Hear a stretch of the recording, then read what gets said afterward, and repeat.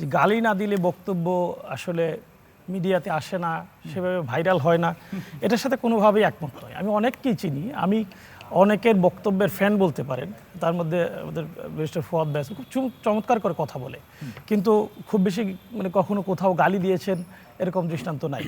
এরকম অনেকেই আছে যারা গালি না দিয়েও বেশ অনুসরণীয় অনুকরণীয় বক্তব্য দিয়ে থাকেন। আমি এই ধরনের হামলা কেন হয় এটার কয়েকটা চিন্তার জায়গা যদি বের করার চেষ্টা করি, আমার কাছে মনে হয় যে উস্কে দেওয়ার একটা প্রবণতা থাকে রাজনীতিতে, উস্কে দেওয়ার।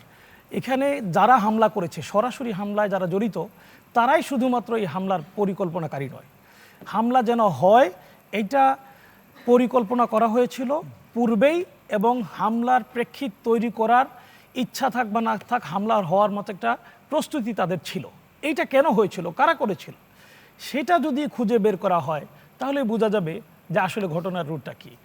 এটার একটা দৃষ্টান্ত যদি আপনি দেখেন, যদি আমি মনে করি শহীদুল ইসলাম বাবুল ভাই বলেছেন যে তিনি নিন্দা জানিয়েছেন, ওনারা যদি নিন্দা করে থাকেন, জি.কে. গৌস সাহেবকে আমরা দেখেছি খুব ভদ্র মানুষ, আমাদের হুইপ হিসেবে দায়িত্ব পালন করছেন, তিনি সেখানে বলতে পারেন মূল ব্যক্তি।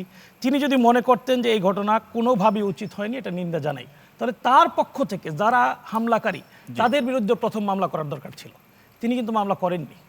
তিনি মামলা তো করেননি, বরং তাদেরকে গ্রেফতার করার মতো কোনো পরিবেশ তৈরি করা অথবা এই বিষয়টা সুরাহার করার মতো উদ্যোগ তিনি গ্রহণ করেননি, বরং উস্কে দিচ্ছে এনসিপিকে। সেখানে গিয়ে আবার আজকে পুলিশের বাধার মুখে পড়ে তাদেরকে মামলা করতে হয়েছে 11 জনের বিরুদ্ধে। কেন এটা করতে হলো?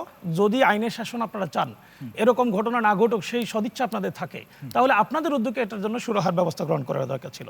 দ্বিতীয় হলো একবারে স্পষ্ট প্রশ্ন, এটা কি তাহলে মব নয়?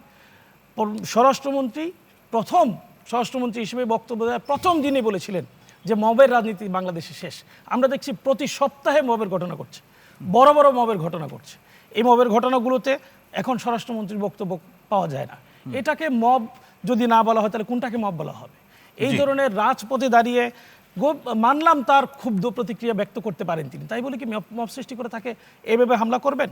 তৃতীয়ত আমি মনে করি এই মুহূর্তে সরকার চাচ্ছে দৃষ্টিটাকে পরিবর্তন করতে। এই মুহূর্তে মানুষ গ্যাস সংকটের কারণে যে তীব্র কষ্টে আছে, বাংলাদেশের অধিকাংশ গাড়ি ড্রাইভার থেকে শুরু করে বিভিন্ন শিল্প মালিকরা ভয়াবহ বিপর্যয়, ভয়াবহ বিপর্যয়ের মধ্যে পড়ছে। এই বিপর্যয় থেকে দৃষ্টিটা অন্যদিকে নেওয়ার জন্য একটা পরিকল্পিত মব সৃষ্টির মধ্য দিয়ে একটা ঘটনা ঘটানো হয়েছে। এবং আজকে আমার কাছে মনে হয় যে বাবুল ভাই বলছিলেন যে আরেকটা টকশোতে গেছে, সেখানে এটা আলোচনা হয়েছে, এখানে এটা আলোচনা হবে।